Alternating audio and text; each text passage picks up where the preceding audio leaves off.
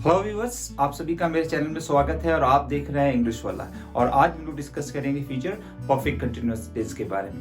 Future perfect continuous tense दोस्तों, future की बात जो जैसे ही सिंपल फ्यूचर हमने किया था, फ्यूचर कंटिन्यूअस टेंस किया था, फ्यूचर परफेक्ट टेंस किया था, वैसे ही फोर्थ पार्ट आज क्या है, फ्यूचर परफेक्ट कंटिन्यूअस टेंस। तो आज हम लोग डिस्कस करेंगे फ्यूचर परफेक्ट कंटिन्यूअस टेंस के बारे में।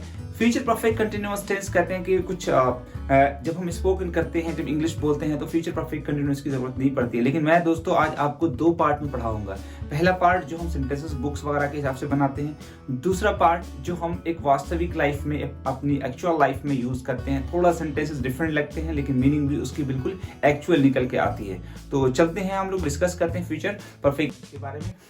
सबसे पहले हम लोग देखते हैं स्ट्रक्चर। स्ट्रक्चर क्या है? सब्जेक्ट प्लस शैल और will plus have been verb की फोर्थ फॉर्म ऑब्जेक्ट और लास्ट में सिंस और फॉर आपको ऐड करना है। सिंस फॉर ऐड अगर आपने मेरी लास्ट वीडियोस देखी होगी, जैसे प्रेजेंट परफेक्ट कंटिन्यूअस टेंस, तो वहां पे हम लोगों ने डिस्कस किया था सिंस और फॉर में। अगर आपको कंफ्यूजन है तो देख सकते हैं पीछे की वीडियो। वैसे थोड़ा मैं आपको बता देता हूं। सिंस निश्चित टाइम के लिए यूज करते हैं, फॉर अनिश्चित टाइम के लिए यूज करते हैं, पॉइंट ऑफ टाइम के लिए सिंस यूज करते हैं, पीरियड ऑफ टाइम के लिए फॉर यूज करते हैं। एग्जैक्टली। अब देखते हैं हम लोग स्ट्रक्चर, सब्जेक्ट प्लस शैल और विल प्लस हैव। अब आप यहां तक थोड़ा देखें तो ये फ्यूचर परफेक्ट टेंस में भी ऐसा ही था।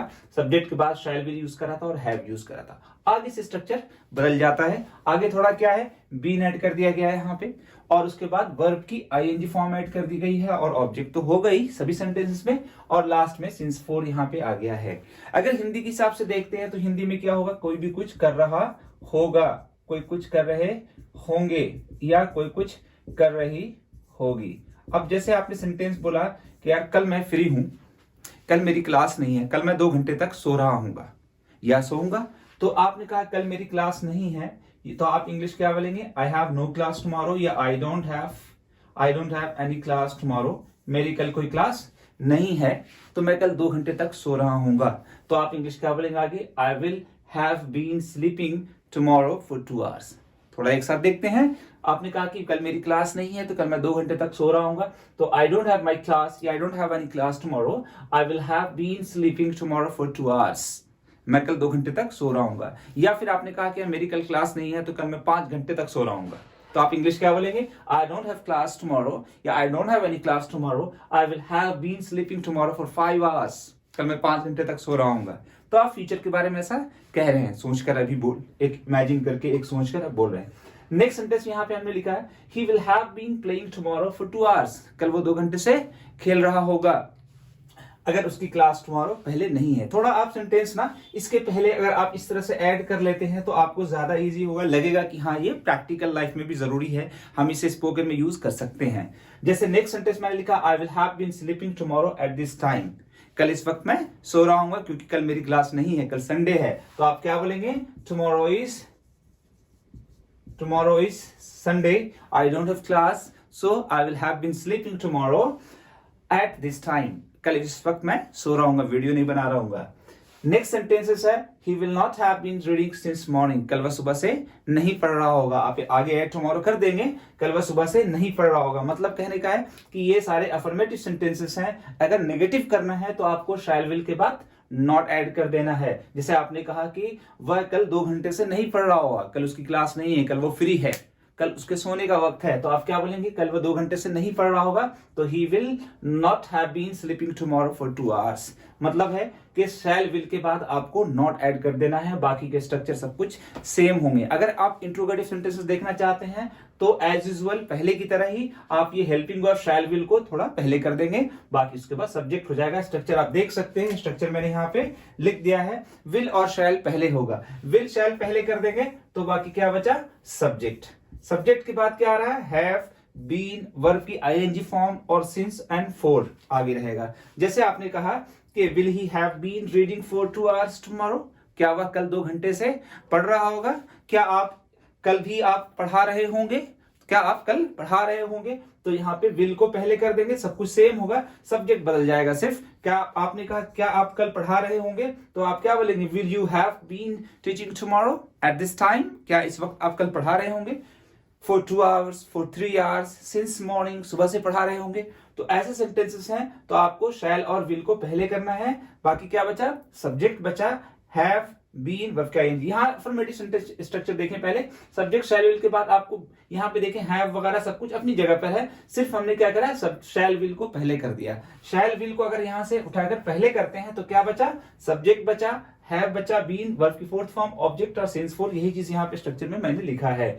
अगर आप सेंटेंसेस प्रैक्टिस करते हैं तो स्ट्रक्चर खुद याद हो जाएंगे। जैसे आपने कहा कि क्या वह कल 2 घंटे से पढ़ रहा होगा, क्या वह कल 2 घंटे से खेल रहा होगा, तो आप क्या बोलेंगे, क्या वह कल 2 घंटे से खेल रहा होगा, तो will he have been playing tomorrow for 2 hours. क्या वह कल 2 घंटे से खेल रहा होगा। क्या हम लोग इस वक्त ट्रेन में जा रहे होंगे, 2 घंटे सफर कर रहे होंगे, तो फिर वैसे सेंटेंस कंटिन्यूअस में।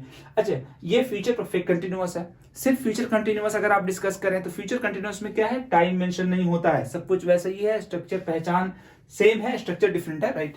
तो हम लोगों को जैसे वहां पे हम लोगों ने डिस्कस भी किया था लास्ट वीडियो में, मैंने आपको बताया भी है कि शैल विल को पहले करते हैं, शैल विल के बाद वहां पे क्या है, बी के बाद वर्ब की आईएनजी फॉर्म है। फ्यूचर कंटिन्यूअस और फ्यूचर परफेक्ट कंटिन्यूअस में क्या डिफरेंस है, हिंदी की पहचान जो है सेम है, यहां भी रहा होगा, रहे होंगे, रही होगी, यहां भी हिंदी वही है, रहा होगा, रहे होंगे, रही होगी। डिफरेंस क्या है, यहाँ पे टाइम मेंशन नहीं है और यहाँ पे टाइम मेंशन है। जितने भी परफेक्ट कंटिन्यूअस और कंटिन्यूअस टेंस है सब में यही डिफरेंस है। अगर प्रेजेंट कंटिन्यूअस की बात करें और प्रेजेंट परफेक्ट कंटिन्यूअस की बात करें तो यही डिफरेंस है कि कोई काम कर रहा है तो प्रेजेंट कंटिन्यूअस की बात हो रही है, टाइम मेंशन नहीं है। अगर वही चीज है कि वह कोई काम 2 घंटे से कर रहा है तो प्रेजेंट परफेक्ट कंटिन्यूअस, क्योंकि टाइम मेंशन है। वैसे ही यहाँ पे भी है कि टाइम मेंशन नहीं है तो simple future continuous tense use करते हैं, टाइम मेंशन्ड है तो future perfect continuous tense use करते हैं। फिर से एक बार देख लेते हैं। जैसे आपने कहा कि वह कल 2 घंटे से पढ़ा रहा होगा तो he will have been teaching tomorrow for 2 hours. जैसे सेंटेंस है he will have been playing tomorrow for 2 hours, वो 2 घंटे से खेल रहा होगा क्योंकि उसकी क्लास कल नहीं है, he doesn't have any class, या टुमारो इज संडे, कल संडे है, so he will have been playing tomorrow for 2 hours, वह कल 2 घंटे से खेल रहा होगा। जैसे सेंटेंस है I will have been sleeping tomorrow at this time, कल इस वक्त मैं सो रहा हूँ because I don't have any class, ठीक है। नेक्स्ट सेंटेंस है he will not have been reading since morning, वह सुबह से नहीं पढ़ रहा होगा, शैल विल के बाद नॉट लगा देना है। इंट्रोगेटिव करेंगे तो शैल विल को पहले कर देंगे और फिर बाकी सेंटेंस ऐसे ही जैसे आपने यहाँ पे देखा sentence will you have been reading for 2 hours, क्या तुम कल 2 घंटे से पढ़ रहे होगे, या फिर क्या वह 2 घंटे से पढ़ रहा होगा, सॉरी, तो will he have been reading, क्या तुम 2 घंटे से पढ़ रहे होगे तो will you have been reading for 2 hours.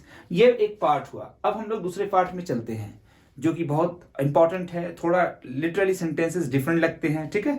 जैसे ही सेंटेंस यहाँ पे पहले हम लोग देखते हैं, एक पहला पार्ट है in November I will have been working in this company for 10 years. तो इसका मतलब क्या हुआ कि नवंबर में मैं इस कंपनी में 10 साल से काम कर रहा हूँ, नहीं, हाँ ठीक है, ऐसे भी कह सकते हो आप, लेकिन इसका एक्चुअल मीनिंग ये है कि नवंबर में मुझे इस कंपनी में काम करते हुए 10 साल हो जाएंगे। जैसे नहीं कहते हैं कि यार इस कंपनी में मुझे काम करते हुए 10 साल हो जाएंगे अब इस नवंबर में, तो आप वहां पे क्या बोलोगे, in November I will have been working in this company for 10 years. इस कंपनी में मुझे नवंबर में 10 साल हो जाएंगे काम करते हुए। जैसे एक सेंटेंस आगे है by 25 November he will have been living here for 6 years. मतलब हुआ कि 25 नवंबर तक उसे यहाँ पे रहते हुए कितने साल हो जाएंगे, 6 साल हो जाएंगे। जैसे यहाँ पे सेंटेंस देखते हैं at 5 PM he will have been waiting for you for 6 hours. 5 बजे उसे आपका इंतजार करते हुए 6 घंटे हो जाएंगे, मतलब उसे 5 बजे तक आपका इंतजार करते हुए 6 घंटे हो जाएंगे, मतलब 6 घंटे से आपका इंतजार कर रहा होगा, उसको 5 बजे 6 घंटे आपका इंतजार करते हुए हो जाएंगे। जैसे मैंने कहा कि मुझे इस काम को करते हुए 10 साल हो जाएंगे इस दिसंबर में, तो अब मैं क्या बोलूंगा, coming December I will have been working for 10 years. आने वाले दिसंबर में मुझे काम करते हुए 10 साल हो जाएंगे। या फिर मैंने कहा कि जनवरी में मुझे पढ़ाते हुए 12 साल हो जाएंगे, तो मैं इंग्लिश क्या बोलूंगा, in January I will have been teaching for 10 years और फॉर 12 ईयर्स, मुझे जनवरी में पढ़ाते हुए 12 साल हो जाएंगे। तो आपको ऐसे सेंटेंस अगर जरूरत पड़ती है तो आप इजीली कर सकते हैं। जैसे आपने कहा कि यार मुझे मुंबई में रहते हुए 20 साल हो जाएंगे जनवरी में, तो आप क्या बोलेंगे, in January I will have been living in Mumbai for 20 years. Sentence structure सब कुछ वही है, थोड़ा सेंटेंस आपको पहले ऐड करना है, ठीक है। और इस तरीके से ज्यादातर हमें स्पोकन में ऐसे सेंटेंस की जरूरत पड़ती है। तो ऐसे ही आप कुछ सेंटेंस हिंदी में ले लें, हिंदी में सोच लें और उसे इंग्लिश में ट्रांसलेट करें, इंग्लिश में बोलने की कोशिश करें। और जो भी सीखते हैं फ्रेंड्स, एक टिप्स है कि जो भी सीखते हैं आप जो कुछ भी आप उसे किसी फ्रेंड के सामने या किसी भी आप फैमिली मेंबर के सामने उसे बोलने की कोशिश करें, उसे यूज करने की कोशिश करें, तो ये मेरी गारंटी है कि आप कभी इसे भूलेंगे नहीं। इसी तरीके से आप सीखते रहें, keep learning, and keep watching and have a great day ahead.